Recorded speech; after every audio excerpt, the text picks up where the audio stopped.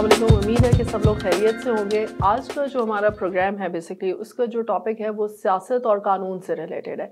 तो इस टॉपिक पे आज मुख्तलिफ सवालात होंगे और इस के ऊपर बात करने के लिए जो आज हमारे स्टूडियो में शख्सियत मौजूद हैं उनका ताल्लुक कानून से भी है और सियासत से भी है। तो आज हमारे साथ मौजूद हैं ग़ुलाम जलानी मिन्हाज साहब, जो कि सीनियर कानूनदान हैं और प्रेसिडेंट हैं मुस्लिम लीग नून के लॉयर विंग डिस्ट्रिक्ट चकवाल के। अस्सलाम वालेकुम सर। जी वालेकुम आपका अस्सलाम बहुत जी। शुक्रिया कि आप यहाँ पे अपना बहुत कीमती वक्त निकाल के आप यहाँ पे तशरीफ़ लाए हैं।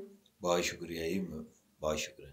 तो सर इससे पहले कि हम अपने जो एक बाकायदा प्रोग्राम का आगाज़ करें, उसमें जो हमारा आज का जो टॉपिक है उसके ऊपर जाए, उससे पहले मैं चाहूँगी कि आप अपना एक ब्रीफ इंट्रोडक्शन सुनने वालों को दें, देखने वालों को दें, ताकि उन्हें ये पता हो कि जब हम आगे बात करने जा रहे हैं उसकी वैलिडिटी क्या है, कौन इंसान इसके बारे में बात कर रहे हैं। बहुत शुक्रिया जी। सबसे पहले तो मैं आपसे को ये बताता चलूँ कि मैं बुनियादी तौर पर वकील हूँ और तकरीबन मुझे अरसा 25 साल हो चुके हैं इस फील्ड में। माशाल्लाह। और इसके साथ साथ जो है वो सियासत से भी थोड़ा बहुत तल्लुक़ है, बल्कि मैं यूनियन काउंसिल से लेके ऊपर तक 2005 में मैं नायब नाज़िम भी रहा और उसके साथ साथ डिस्ट्रिक्ट बार एसोसिएशन चकवाल का जनरल सेक्रेटरी रहा हूँ जब मुशर्रफ की तहरीक चली इफ्तिखार चौधरी साहब की। और उसके साथ फिर पंजाब बार काउंसिल का मैं डिवीज़न का इलेक्शन कंटेस्ट मैंने किया हुआ है। तो ये सियासी थोड़ी सी ज़िंदगी है जो मैंने आपको बताया। सही। तो सर इसमें अगर हम देखें कि जो मेन आपकी, जैसे आप प्रेसिडेंट हैं मुस्लिम लीग नून का जो है लॉयर विंग है उसका, तो इसमें मेन जो रिस्पॉन्सिबिलिटीज़ हैं आपकी वो क्या हैं? इसमें बुनियादी तौर पे ये है कि जो मुस्लिम लीग नून मियाँ मोहम्मद नवाज शरीफ साहब पार्टी के कायद हैं, उनकी हदायत के मुताबिक जमात ने हर शोबे का एक विंग बनाया हुआ, किसान विंग है, लेबर विंग है, यूथ विंग है, वुमेन विंग है, लॉयर फोरम है। तो जो हमारा मकसद ये है कि वो कम्युनिटी जो कानून के हवाले से है, बार एसोसिएशन है, उनमें अपने जो मुस्लिम लीग नून का जो नज़रिया है उसको फैलाया जाए और उसके साथ साथ जमात के हवाले से और मजमूई तौर पर पूरे मुल्क के हवाले से आइन और कानून की बालादस्ती के लिए काम करना। ठीक है, सही। तो ये जो आगे आ रहे हैं इंतखाबात आ रहे हैं जैसे 8 फरवरी को इंशाल्लाह, तो इसमें आप क्या समझते हैं कि किस तरह की पार्टिसिपेशन होगी? मैं ये समझता हूँ कि इलेक्शन कमीशन ऑफ पाकिस्तान ने जो अभी गालबन चंद दिनों में वो शेड्यूल आ जाएगा नॉमिनेशन वगैरह का, मैं ज़ाती तौर पे ये समझता हूँ कि पाकिस्तान की तमाम जो सियासी जमातें हैं वो हिस्सा लेंगी और इसमें बिल्कुल क्लियर सब के लिए मैदान होना चाहिए। किसी के ऊपर किसी सियासी जमात पे के कदगन नहीं होना चाहिए कि जनाब कुछ प्रॉब्लम हो। ओपन मैदान हो ताकि हर पॉलिटिकल पार्टी अपना अच्छा जलसा कर सके, अपनी कैंपेन, अपना विजन, अपना मंशूर जो है वो पाकिस्तानी अवाम को पेश कर सके ताकि इलेक्शन जो है वो फ्री एंड फेयर हो जाए। एक तो ज़िम्मेदारी फ्री एंड फेयर की ये होती है कि जो इंतज़ामी है जी बिल्कुल उन्होंने की ज़िम्मेदारी है, आरओ की ज़िम्मेदारी है, लेकिन इसके साथ साथ मैं ये समझता हूँ कि पॉलिटिकल पार्टीज़ की भी अपनी एक ज़िम्मेदारी है। उनके जो पॉलिटिकल एजेंट होते हैं, पोलिंग एजेंट होते हैं, उनकी भी एक ज़िम्मेदारी है कि वो अपना इस इलेक्शन में अपना किरदार ज़रूर अदा करें ताकि कोई भी पाकिस्तानी या दुनिया को ये ना कहे कि ये इलेक्शन जो है वो फेयर नहीं हुए। फेयर हों, कोई भी जमात जीते, लेकिन ये है कि ताकि मुल्क हमारा आगे की तरफ बढ़ सके। बिल्कुल ऐसा ही है इंशाल्लाह। अब जैसे है हल्का NA 58 है, उसमें मुख्तलिफ लोगों ने एप्लीकेशंस जो है वो दी हुई हैं। जैसे उसमें हैं चौधरी गुलाम अब्बास साहब हैं, चौधरी हैदर सुल्तान हैं और मेजर ताहिर साहब हैं, तो और दीगर लोग हैं। तो आप की क्या ऑब्जर्वेशन है या आपका क्या इसके बारे में आप अपना ओपिनियन देंगे कि किसको ज़्यादा चांसेस हैं टिकट मिलने के?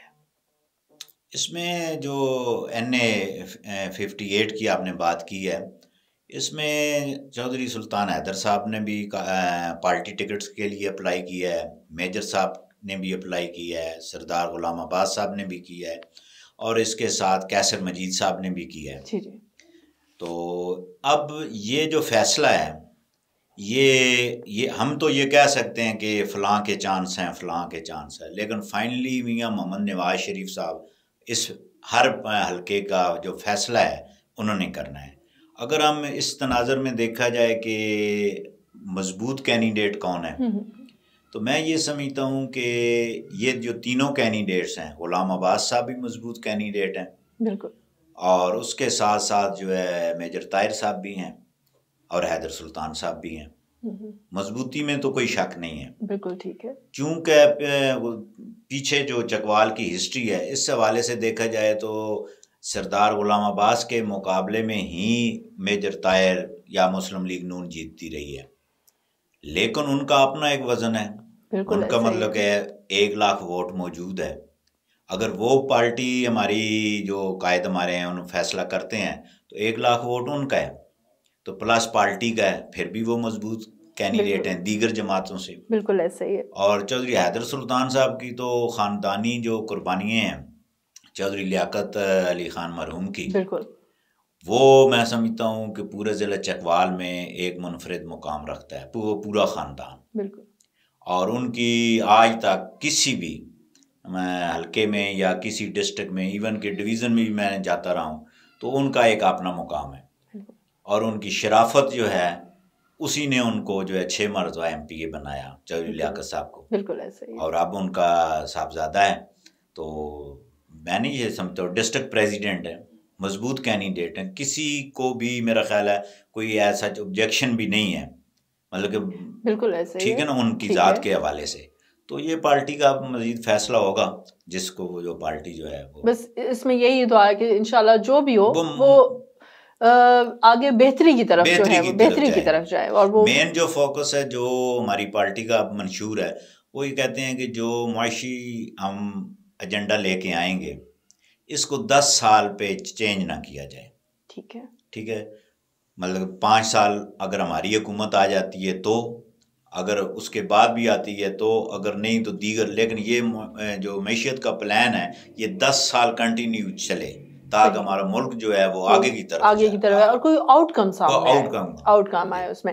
अब जिस तरह के लोकल जो बॉडी इलेक्शन है वो आपने खुद भी उसमें पार्टिसिपेट किया, और उसमें तो आप क्या समझते हैं कि जो ये हमारा एक बल्दियाती निज़ाम है वो कितना ज़रूरी है जमहूरियत के लिए? मैं ये समझता हूँ कि जो बल्दियाती इलेक्शन है, बल्दियात हमारे, जी जी, वो जमहूरियत में मेरा ख्याल बुनियादी इकाई मैं इसको समझता हूँ कि इसके बगैर जमहूरियत चल नहीं सकती। ये बहुत ज़रूरी है। हम थोड़ा सा पीछे जाए ना, जी जी, तो एक दौर था कि जुल्फ़िकार अली भुट्टो का दौर था, तो वहाँ पे ये हुआ था कि लेबर यूनियन थी, स्टूडेंट यूनियन थी, ठीक है। अच्छा, वहाँ ये होता था कि वहाँ पे तकरीर होती थी, इकट्ठे होते थे स्कूल के बच्चे, कॉलेज के बच्चे, वो एक बढ़ रहे थे, एक मोटिवेशन लेके। अच्छा, लेबर यूनियन से भी आ रहे थे, वो जो फलसफा या वो जो अपना लेके आते थे, फिर वो असम्बलियों में पहुँचते थे। वो जो जमहूरियत के जो बुनियादी स्कूल है ना वो ख़त्म है। तो वहाँ से अब बदकिस्मती हमारे मुल्क की कि यहाँ पे सरमायादार आता है। ऐसा ही है, बिल्कुल, ठीक है ना? ये बहुत बड़ा डायलेमा है हमारे मुल्क का। सरमायादार आता है, बिल्कुल, एक वर्कर है, मतलब कि एक सरमायादार आया है, वो आ गया है, उसको कोई वो बुनियादी चीज़ों का इल्म नहीं है, उसकी अपनी एक सोच है, ठीक है। जमहूरियत में बुनियादी तौर पे जो लोगों के मसाइल हैं बल्दियात के हवाले से, वो काउंसलर बेहतरीन हल कर सकता है, वो नाज़म हो, चेयरमैन हो, वो बेहतरीन हल कर सकता है। मैक्सिमम उनकी अटेस्टेशन का इशू आता है, तलाक का, पैदाइश का, अमवात का, ये छोटे छोटे मसाइल होते हैं। फिर या नाली और गली की वो रिपेयरिंग है, बनाने का है, वो उसको बड़ा इजी, अगर यही काम MPAs और MNA ने करने हैं तो फिर उसका जो सफ़र है वो बढ़ जाता है। आदमी का हो सकता है वो अपने MNA से मिलने के लिए 10 किलोमीटर का सफर तय करेगा, बल्दियाती में वो अपने हो सकता है उसी गांव में हल हो जाए, 1 किलोमीटर की हदूद में जाएगा तो हल हो जाएगा। बिल्कुल उसकी इजी अप्रोच आवाम की बल्दियात तक है। बिल्कुल ऐसे एक आसानी पैदा हो जाती है। आसानी पैदा होती है। और एक ये है कि काम जो डिले होते रहते हैं वो वाली चीजें खत्म होने के भी चांसेस थोड़े बढ़ जाते हैं। हाँ, वो जो डिले हैं वो बल्कि कम हो जाते हैं, बिल्कुल कम हो जाते हैं कि मेरा काम है, बल्कि मैं चूंकि इस सिस्टम का हिस्सा रहा हूँ तो बहुत सारे ऐसे काम थे जो हम लोगों को उनकी दहलीज पे ही कर देते थे। सही। छोटे मोटे जो मसाइल थे वो उनकी ज़रूरत नहीं थी। अब नादरा के ऑफिस में या कहीं ऐसी तस्दीक के लिए वो अब कहाँ पे जाएगा आदमी, MPA के पास, MNA के पास। आईने पाकिस्तान ये कहता है जो MPA है या जो MNA है जी जी, उसने कानून साजी करनी है असेंबली में, उसने गली और नाली नहीं बनवानी। बिल्कुल बिल्कुल ऐसे, ठीक है जी, आइन हमारा ये कहता है और उस आइन के मुताबिक जो है उन्होंने कानून साजी करनी है, डिलीवर जो है वो बल्दियात करें। बिल्कुल सही, ठीक है ना। तो एक डिवीजन लाइन बनी हुई है कि इसको हायरार्की के अकॉर्डिंग अगर फॉलो किया जाए तो ज्यादा अच्छी प्रोडक्टिविटी जो है वो सामने आ जी हो सकती है। अब जैसे खान साहब के केसेस चल रहे हैं ना, जैसे बहुत ज्यादा चीजें देखने को सुनने को मिल रही हैं, तो एक जो था वो त्यारा साजिश केस भी चला मियां साहब के दौर में, तो वो क्या था उसको, क्योंकि आप उसके अंदर बहुत विजिलेंट थे, आप पार्टिसिपेट भी कर रहे थे, तो आप क्या उसके बारे में कहते हैं कि वो क्या चीज़ थी एक्चुअली, व्हाट वाज दैट? असल में जो त्यारा साजिश केस जो था मियां नवाज शरीफ के खिलाफ जो बना, वो कराची के थाना एयरपोर्ट में एक FIR चाक आउट हुई और उसके साथ साथ जो है वो हमारे जो वकला का पैनल जो था, इकबाल राज साहब थे उस वक्त, वो एडवोकेट जनरल सिंध थे, वो रिमूव हुए तो फिर मियां साहब ने, मेन कौंसल वो थे, वो उसी ट्रायल के दौरान मर्डर हो गए कराची में। उसके साथ अरशद जदून साहब थे और उसके बाद सादिया अब्बासी, खाकान अब्बासी साहब की जो सिस्टर हैं वो थी, और नाचीज़ भी वहाँ पे मौजूद था। तो वहाँ ट्रायल होता रहा, देखते रहे, लेकिन वहाँ पे जो ट्रायल हुआ सारा, वहाँ पे जो मैंने चीज़ नोट की है कि एक त्यारे का ब्लैक बॉक्स होता है, ठीक है, उसमें तमाम आपकी रिकॉर्डिंग होती है, जहाज जब परवाज़ करता है उसमें सारी रिकॉर्डिंग पायलट की, दीगर अगर कोई उसके साथ आ गया है तो वो सारी रिकॉर्डिंग होती है। ब्लैक बॉक्स उसको इसलिए कहते हैं कि जब खुदा न खास्ता त्यारा फट जाए या कुछ ऐसा हादसा आ जाए, वो ब्लैक बॉक्स महफूज रहता है। फिर उसको जो है वो जदीद जो उनका सिस्टम है उसमें लगा के सुना जाता है कि पायलट की क्या गुफ्तगू होती रही है, कौन किसको हदायत देता रहा है, ये सारी बातें। तो वहाँ पे जब ट्रायल हुआ तो जब वो ब्लैक बॉक्स की बारी आई तो वो वाश था, वहाँ पे कोई रिकॉर्डिंग नहीं थी। सही। अब इसकी दो बातें हैं कि एक तो ये हो सकता है कि फ्लाइट के दौरान पायलट ने कोई गुफ्तगू ना की हो किसी से भी, ठीक है, ना किसी ने उससे कोई गुफ्तगू ना की हो, इसलिए वो साफ है। बिल्कुल। दूसरा ये है कि गुफ्तगू सारी हुई है, वो वाश हो गई है। मतलब ये दो ही चीज़ें, दो ही ऑप्शन हो सकते हैं। और ये नहीं हो सकता कि पायलट जब इंडिया से वहाँ से चला हो तो दौरान परवाज़ जो है उसने कोई गुफ्तगू ना की हो, या टावर टू टावर उसने कोई हदायत ली या ना हो, वो नहीं थी। तो इस तनाज़र में मैं ये समझता हूँ कि वो जो सारी कार्रवाई हुई जी। वो त्यारा साजिश केस मैं नहीं समझता कि था, क्योंकि वाश जो है, अच्छा फिर चूँकि मियां नवाज शरीफ साहब जो उसके साथ 6 और अक्यूज थे, राना मकबूल था, चौधरी अमीन था, खाकान अब्बासी साहब थे, सैफ उर रहमान, तो ये लोग तो जेल में थे, हुकूमत इनकी नहीं थी, मार्शल लॉ लगा हुआ था। तो अगर वहाँ पे वो वाश हुआ है तो फिर वो एक सवालिया निशान है कि वो वाश कैसे हुआ, किसने करवाया, किसका बेनिफिट था। बिल्कुल ठीक है ना। तो वो एक मैं समझता हूँ कि वहाँ पे मबनी जजमेंट थी जो फैसला अनाउंस हुआ। सही। और आप देखें कि उस जजमेंट को फिर जब सिंध हाई कोर्ट में अपील फाइल की गई तो वो सेटिस्फाइड हो गई सारी की सारी जजमेंट। और उसके बाद आप देखें कि मियां मोहम्मद नवाज शरीफ इलेक्शन लड़े, प्राइम मिनिस्टर बन गए। बिल्कुल ऐसे ही, मतलब वो पूरी की पूरी जजमेंट सेट असाइड है। लेकिन इसके पीछे जैसे आपने बताया कि ये एक इस तरह की चीज चली, तो इसके पीछे क्या किसी का थॉट प्रोसेस आपके ख्याल में इन्वॉल्व हो सकता है कि मेन किस चीज को डैमेज करना चाह रहे थे? ये तो इंटरनेशनली कुछ बातें होती हैं, कुछ और मामलात कुछ होते हैं, तो वो बस आपने उस पैराए में जो है वो चलते रहते हैं। इस पे जो है वो बस आपके इसी तरह की एक ओपिनियन दिया जा सकता है। ठीक हो गया। चले हम बात करते हैं फलाह बहबूद के बारे में ना, कि जैसे लॉयर्स की जो है फलाह बहबूद, वो किस हद तक इम्पॉर्टेंट है, या आप जिस तरह से आपके पास कोई ऐसा प्लान मौजूद हो कि जिसमें आप उनकी फलाह बहबूद के लिए काम कर रहे हो पार्टी के पास, लाइक इस तरह से? फलाह बहबूद के हवाले से तो जो हमारे एक दो चीज़ें हैं इसमें। एक तो है हमारी बार एसोसिएशन, ठीक है जी, जो वकला की अपनी नुमाइंदा है। हमारी जमात ने हमेशा ये किया है कि जब भी इक़्तिदार में आई है तो उन्होंने बार कौंसिल को, बार एसोसिएशन को, पाकिस्तान बार कौंसिल को, सुप्रीम कोर्ट बार एसोसिएशन को, तमाम ये डिस्ट्रिक्ट से लेके सूबा और फिर वफाक पे मैक्सिमम जो है वो ग्रांट जारी करती है। सही। उनकी वेलफेयर के लिए वो तमाम वकला की। ये कभी नहीं हमने, हमारी जमात ने किया कि जो लॉयर फोरम है कि स्पेसिफिक उनको फंड दिया जाए। बिल्कुल सही कि ये करें, वो ये नहीं करती।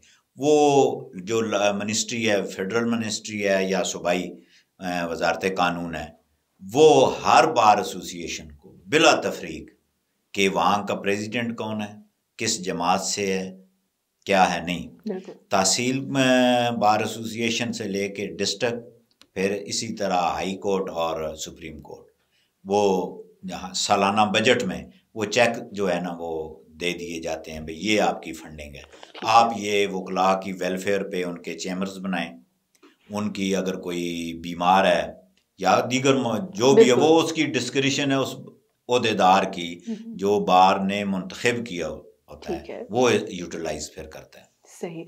तो दूसरी जो एक और चीज़ है, जिस तरह से हम बात करते हैं ना कि जब आपके पास केसेस आते हैं, हम अगर पर्टिकुलरली चले जाते हैं एक कानून की उसमें, कि जो हमारा लॉ इम्प्लीमेंटेशन है उसके ऊपर किस हद तक जो हमारे इन्वायरमेंटल फैक्टर्स हैं वो इन्फ्लुएंस हो रहे हैं। क्या ये चीज़, इसके आप दो पार्ट हैं इस क्वेश्चन के, कि क्या ये अपने बिल्कुल फेयर वेज में इम्प्लीमेंट हो रहा है, या फिर कहीं ये कॉम्बिनेशन में है कि कहीं पे ये जाके इन्वायरमेंटल फैक्टर से हमारे जो लॉ इम्प्लीमेंटेशन है ये इन्फ्लुएंस हो जाता है। इसमें जो अदालती जो फैसला जात हैं वो इम्प्लीमेंट होते हैं, कभी ये नहीं हुआ कि इम्प्लीमेंट ना हुए हों। लेकिन चूँकि मोस्टली अगर हम इसमें दो चीज़ें आएंगी, एक होती है दीवानी प्रोसीडिंग, एक फौजदारी। जो दीवानी प्रोसीडिंग की जजमेंट्स जितनी भी आएंगी उसकी इम्प्लीमेंटेशन के लिए टाइम दरकार होता है। कानून ये कहता है कि क्योंकि उस पर अमल दरामद करवाना, फिर उस पर जो है वो दीगर ऑब्जेक्शन वगैरह आ जाना, वो प्रोसीडिंग स्टार्ट हो जाती हैं। तो आम तौर पर मुआशरे में, पाकिस्तानी मुआशरे में वो लोग ये समझते हैं कि भाई नहीं, हमें वो नहीं हुआ, बिल्कुल ठीक है। लेकिन ये है कि इसमें एक तजवीज़ ये भी है कि जो दीवानी मैटर्स हैं उसमें ये चाहिए कि कानून में तरमीम करनी चाहिए कि तमाम जो ज़मीनी मुकदमा जात हैं उनमें टाइम फ्रेम होना चाहिए। एग्जैक्टली ठीक है जी। दीवानी दावा जात में इतना, अब जैसे फैमिली मैटर्स हैं इनमें मैक्सिमम टाइम 6 माह है। ठीक है। 6 माह के अंदर जो एक औरत या मर्द अपना दावा लेके आते हैं, वो 6 माह के अंदर अंदर कानूनन वो अदालत उसको डिसाइड करेगी। ठीक है। ये मैं समझता हूँ अच्छी बात है, बहुत पॉजिटिव। इसी तरह जो ज़मीनों के हैं कि वो कहते हैं कि दादे ने दावा किया और पोते ने जो है वो पैरवी की, ऐसे वो कम से कम दावे का लिमिटेशन होनी चाहिए कि 1 साल 2 साल के अंदर डिसाइड हो जाए। उसके बाद अपील का भी टाइम डिसाइड हो जाना चाहिए कि इस अरसे में इतना, और हाई कोर्ट में भी इतना, ताकि वो रिलीफ जो है वो जल्दी डिलीवर हो जाए उन लोगों तक। लेकिन आमतौर पर अब जो अदालतें हैं, जो हाई कोर्ट्स हैं, उन्होंने वैसे अपने तौर पे चीफ साहब जो भी आते हैं वो हदायत यही देते हैं कि जो ओल्ड केसेस हैं उनको प्रायोरिटी बेस पे डिसाइड किया जाए, ताकि लोगों को रिलीफ वो मैक्सिमम जो है वो डिसाइड हो जाए। तो ये एक ऑप्शन है। दूसरा है फौजदारी। फौजदारी में तो स्पीडली टाइम होता है, लेकिन उसमें ये है कि जो मर्डर केसेस हैं या जो 9C के केसेस हैं मंशियात के या दीगर, तो उसमें जो एक तो जजमेंट का टाइम मुकर्रर नहीं है, दूसरा अपील का टाइम मुकर्रर नहीं है। मतलब कि डिसाइड उसमें भी टाइम होना चाहिए, भाई इतने अरसे के अंदर कोर्ट डिसाइड कर दे। बिल्कुल। अब अगर एक मुलजम बेगुनाह अरेस्ट हो गया है, ट्रायल उसका 1 साल चला है, बेल उसकी हुई नहीं, वो 1 साल से अंदर है, और उसके बाद अगर अदालत ने उसको बरी कर दिया तो 1 साल वो किधर काउंट होगा, किसके खाते में जाएगा, और उसके ऊपर जो उसका इम्पैक्ट आया। अच्छा, फिर उसकी जो उसका कोई कंपनसेट नहीं है उस मुलजम को, ठीक है, कि भाई इसको कैसे, इसको कंपनसेट कैसे करें, 1 साल इसने काम नहीं किया, इसके बच्चे हैं, फैमिली है, सो तो ये चीज़ सारी कंप्लीट गैप डेवलप हो गया ना, यानी कि उसकी पूरी जिंदगी से 1 साल निकल गया। ठीक है, तो ये इसमें भी कानूनी तौर पे जो है वो तरमीम होनी चाहिए, ताकि जो है वो उसको, या फिर ये है कि उस पे उसको कंपनसेट करने के लिए जो कंप्लेनेंट आता है, अगर वो नहीं तो उस पे कुछ कर दिया जाए या स्टेट कर दे। मेन तो रिस्पॉन्सिबिलिटी स्टेट की होती है कि स्टेट उसको जो है वो मैनेज करे कि जनाब इसको कंपनसेट कर दिया जाए। बिल्कुल सही। अच्छा, एक और जैसे अभी बात हो रही थी कि आपने कहा कि फैमिली केसेस जिस तरह से आते हैं, अगर कोई मर्द या औरत अपना कोई किसी किस्म का केस लेके आता है, अब एक चीज़ है कि जैसे फैमिली केसेस आते हैं ना, अब समटाइम्स, बल्कि मोस्टली वहाँ पे ऐसा होता है कि बच्चों के इश्यूज आते हैं वहाँ पे, कि अब कस्टडी के इश्यूज आते हैं। तो आप क्या इसके अंदर अपना ओपिनियन देंगे कि ऐसा कौन सा निज़ाम मौजूद है कि जहाँ पे बच्चे के ऊपर साइकोलॉजिकल जो उसकी हेल्थ है वो डैमेज ना हो, जब वो इस तरह के सारे मामला देखता है कि जब पेरेंट्स अलग हो रहे हैं और कस्टडी के मामला आ रहे हैं तो बच्चा ये सारा कुछ फेस कर रहा होता है। तो इससे रिलेटेड कुछ और भी क्वेश्चंस हैं जो मैं इसी के अंदर में आपसे पूछूंगी। तो सबसे पहला ये है कि बच्चे की जो साइकोलॉजिकल हेल्थ है, जो उसकी मेंटल हेल्थ है, वो कहाँ पे आप देख रहे होते हैं? उसमें गुजारिश ये है कि जो फैमिली लॉ के हवाले से कि जो ख़वातीन या मर्द मियाँ बीवी जो हैं, उनको सबसे पहले ये जो क्वेश्चन आपने किए ना, ये वो सोचें कि क्या होगा। ऐसे ही है। अच्छा, वहाँ पे जो बच्चों की, मैं अक्सर कहता हूँ, रोते हुए मैं बच्चे देखता हूँ, वो वालदा को मिल रहे हैं, वालिद को मिल रहे हैं, ठीक है जी, बिल्कुल। तो वो वहाँ पे बड़े जो है वो, अब मैं ये समझता हूँ कि अगर एक बच्चा जिसकी एज 10-12 साल है, वो समझदार है, तकरीबन 5 या 6 क्लास का वो तालिब इल्म होगा, तो वो जब हर माह कचहरी में आन के अपने वालिद से मुलाकात करता है, ठीक है जी, वो ख़र्चा भी उसको मेंटेनेंस का देता है, वो 18 साल तक लेता है, ठीक है जी। ठीक है। और जब वो स्कूल जाता है ना, कि दूसरे दिन वो बच्चे पूछते हैं क्लास फेलोज के, भाई कहाँ आप गए थे, तो वो कहता है कि मैं वालिद से मिलने कचहरी गया था, तो मेरी मामा ने ये कहा, मेरे वालिद ने ये कहा, तो वो ना सिर्फ उस पे बल्कि वो पूरे मुआशरे पे उस बातों के जो असरात जो हैं वो मुरतब होते हैं। बिल्कुल ऐसा ही है। ये बड़ी, मैं समझता हूँ कि ख़वातीन के लिए ख़ास तौर पे, और बहुत सारे हकूक़ की बात की जाती है। मैं ये कहता हूँ कि जो सूरत निसा है ना कुरान पाक में, अगर ख़वातीन वो पढ़ना शुरू कर दें, रोज़ पढ़े, मर्द भी पढ़े, उसमें पूरा इंसानी जो विरासत, जो हकूक़ के जितने मामलात हैं वो क्लियर हैं। बिल्कुल, ठीक है ना। तो ये असरात तो पड़ते हैं बच्चों पे, आप उसको जितना मर्जी मतलब है वो आप करते रहें, लेकिन असरात बारसूरत रहेंगे। किसी पे आपने कुछ अच्छा मैनेज कर लिया है तो 20% रह जाएंगे, ऐसा ही है, कम हो सकते हैं, लेकिन ये हम कहें ना कि असरात नहीं, बिल्कुल ऐसे है कि 0% उसको नहीं, हम 0% नहीं कह सकते ये। हाँ, बाज़ मैंने ऐसी भी फैमिलीज देखी हैं जो बहुत अच्छी फैमिलीज हैं, किसी वजह से वो अलहदगी हो गई, ठीक है, तो वो करते हैं, मतलब बहुत अच्छा लगता है भाई, ठीक है भाई, मामलात वालिद अच्छे तरीके से चला रहा है, ठीक है।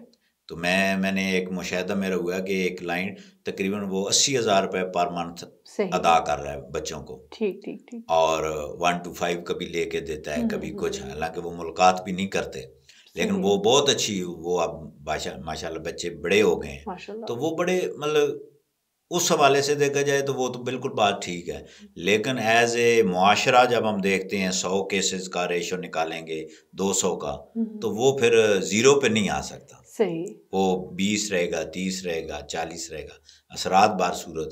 और फिर एक इंसानी फितरत है कि जो बच्चे माँ के पास होंगे, जी जी, इंसानी फितरत है, वो माँ हमेशा बच्चों को वालिद के खिलाफ बातें ज़रूर करेगी मुआशरे में, और अगर बच्चे वालिद के पास हैं, वो परवरिश कर रहे हैं, वो बच्चों की वालदा के हवाले से वो बच्चों के ज़हन साजी जो घर में भी करता है ना, वो नेगेटिव होती है, और अल्टीमेटली उसका जो इफेक्ट है वो बच्चे के ऊपर, वो बच्चों पे ही है। तो वो कल कह सकते हैं ना भाई, जब हमारे वालिदैन ने ये किया, मैंने कह दिया, तो कौन सी बात है, मतलब ये मुआशरा बिल्कुल ऐसा ही है।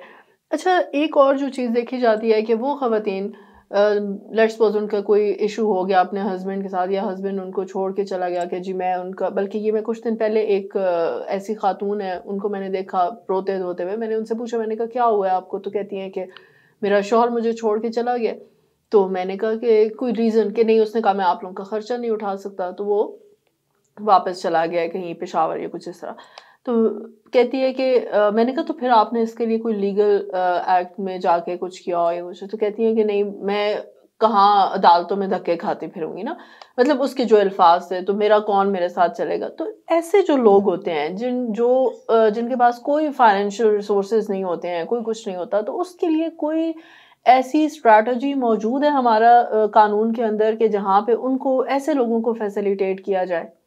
इसमें जो हमारी पंजाब बार काउंसिल है पूरे पंजाब की, जी जी, वहाँ फ्री लीगल एड के हवाले से जी जी, कमेटी है, और वहाँ पे प्रोसीड करते हैं, और मुस्लिम लीग नून लायर फोरम जो है, इसका जो बनाने का मकसद भी, एक तो ये आइन और कानून की मैंने आपको बात की, एक ये भी है कि जो डिज़र्विंग पीपल है, ठीक है, चाहे वो मेल है चाहे फीमेल है, ठीक है, मुकदमा उसका जो है फैमिली मैटर है, फौजदारी है, दीवानी है, जो डिज़र्व करता है उसके लिए फ्री ऑफ कास्ट जो है उसको तमाम लीगल जो है प्रोसीडिंग वो मुहैया की जाती हैं, और कोर्ट में अपीयरेंस उसका कोई उसका वो नहीं है। और आपके इस प्रोग्राम के हवाले से भी ये बात करूँगा कि चूँकि जो भी डिज़र्व करता है, बच्चा है, बच्ची है, मर्द है, औरत है, अगर वो ये समझती है कि मैं जो है वो सारे मामलात ये नहीं कर सकती और डिज़र्व करती हो आपके हवाले से भी, तो हम हाज़िर हैं, वो हम करते हैं और इंशाल्लाह करते रहेंगे, इंशाल्लाह।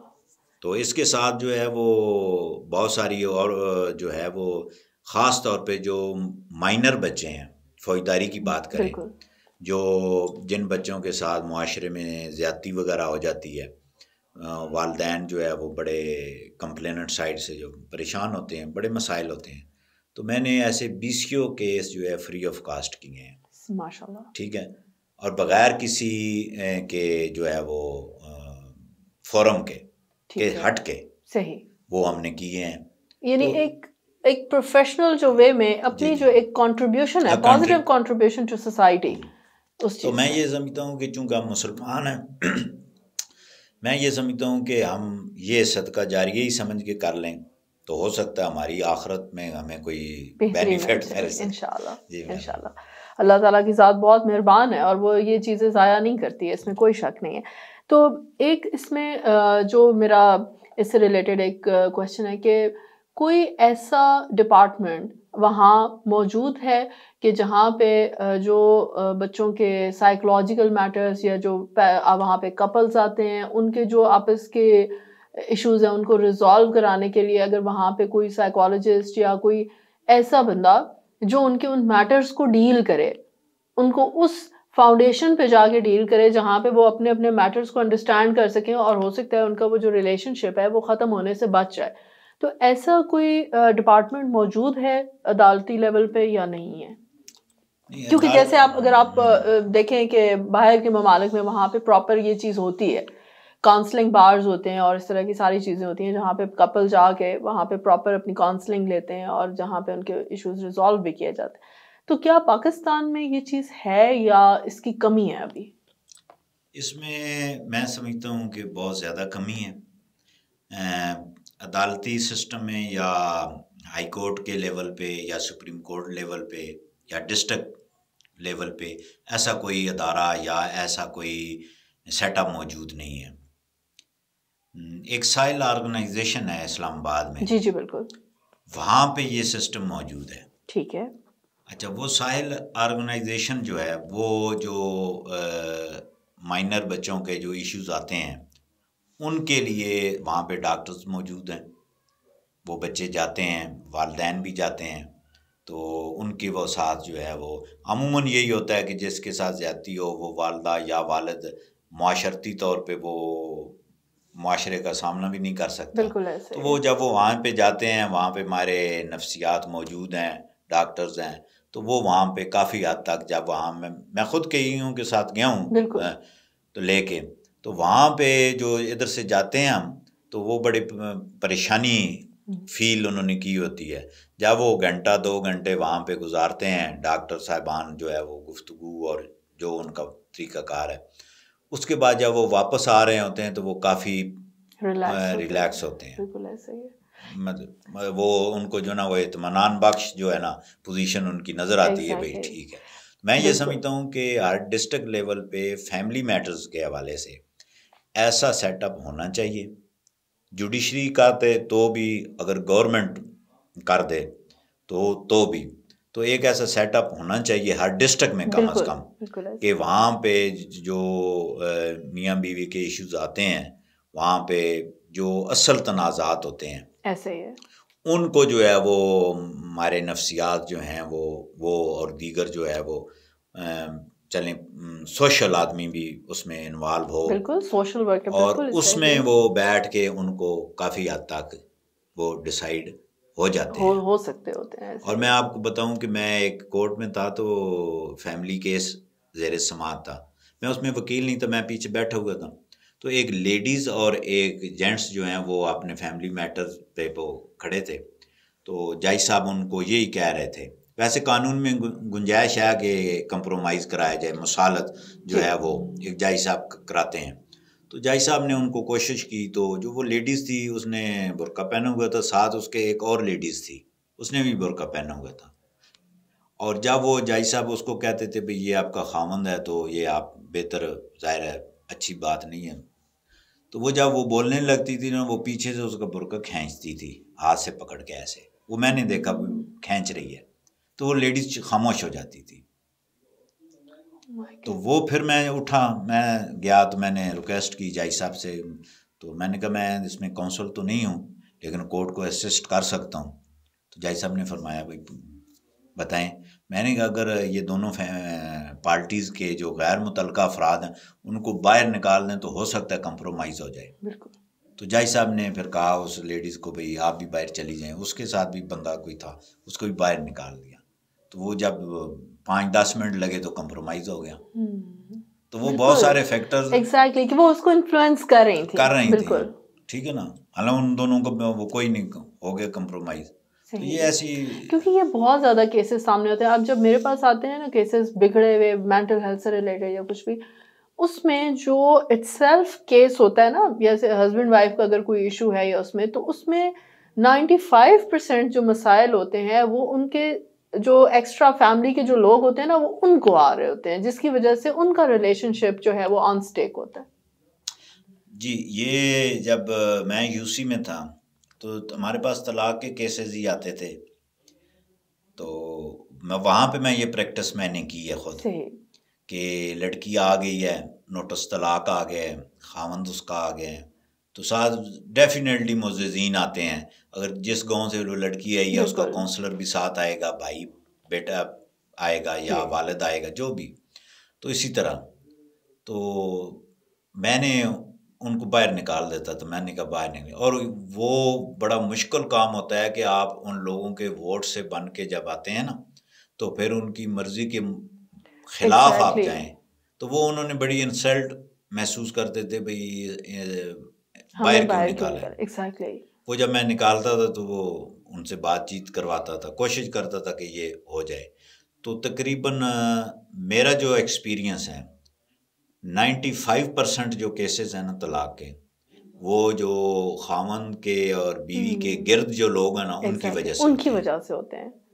ऐसे 5% हो सकता है मियाँ बीवी की अंडरस्टैंडिंग ना हो या कुछ ऐसा इशू हो। 95% जो है ना वो दीगर जो है चाचा मामा फूफी सास, ये जो किरदार हैं पीछे, इनकी वजह से होता है। ऐसा ही है, बिल्कुल ऐसा ही है। तो ये एक बहुत बड़ा अलमिया है हमारे मुआशरे में, अल्लाह ताला इसमें आगे फर्दर आसानी अता फरमाए। तो सर आपका बहुत शुक्रिया, आपके साथ जितनी भी इसमें गुफ्तगू रही है बहुत प्रोडक्टिव थी। उसमें यकीनन जो देखने वाले हैं सुनने वाले हैं इनको एक बेहतर रास्ता नज़र आया होगा और उसमें उनको गाइडलाइन मिली होगी, क्योंकि हमारे मुआशरे में ये बहुत बड़ा मसला है कि हमें अवेयरनेस नहीं होती है। लाइक अगर हमारा कोई राइट है भी, हमें उसके बारे में पता ही नहीं है कि कानून हमारे उस राइट के बारे में क्या कहता है। तो ये अवेयरनेस बहुत ज़रूरी है। बहुत शुक्रिया जी। बहुत शुक्रिया सर। तो आखिर में मैं एक चीज़ ज़रूर कहूँगी कि अगर कोई भी आपका मसला है किसी चीज़ से भी है, तो सबसे पहले तो उसको कोशिश करें कि देखें कि क्या वाकई वो हमारा अपना ज़ाती मसला है या हमारे लिए वो मसला बना दिया गया है किसी और की वजह से। तो इन चीज़ों के ऊपर ज़रूर गौर करें। क्योंकि जब आप कोई भी अपनी लाइफ में डिसीजन लेते हैं तो उसका अल्टीमेट जो इम्पैक्ट है वो सिर्फ़ और सिर्फ आपकी अपनी ज़ात के ऊपर होता है। तो जब भी कोई फ़ैसला करें अपने जहन को, अपने दिल को, दिमाग को खोल के करें और उसमें बहुत विजिलेंट रहें कि हम किस डायरेक्शन में जा रहे हैं। और एक जो ज़रूरी चीज़ कि अगर कोई भी कानूनी तौर पे कोई भी मामला है या सियासी तौर पे कोई भी मामला है तो उसमें खुद से राय मत कायम करें, क्योंकि बाज़ दफ़ा हम जो देख रहे होते हैं, हम सुन रहे होते हैं, उसमें हकीकत मौजूद नहीं होती है। ये चीज़ें आपकी ज़हनी सेहत को भी ख़राब करती हैं और आपके ईमान के लेवल को भी ख़राब करती हैं। तो इंशाल्लाह नेक्स्ट प्रोग्राम में किसी नए टॉपिक पे बात होगी। तब तक के लिए इजाज़त दीजिए। अल्लाह हाफ़िज़। अल्लाह हाफ़िज़। बहुत शुक्रिया।